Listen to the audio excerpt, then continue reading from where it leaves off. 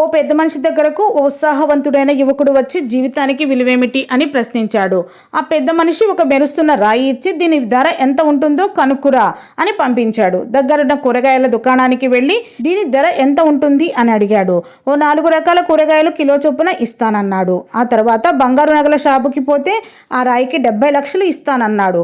వద్దని వెళ్ళిపోబోతుంటే ₹1,00,00,000 ఇస్తానన్నాడు.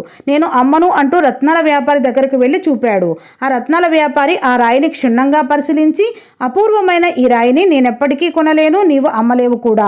ఆశ్చర్యపోయి పెద్ద మనిషి దగ్గరకు పోయి జరిగిందంతా చెప్పాడు. జీవితం విలువ ఏమిటో అర్థం కాలేదా?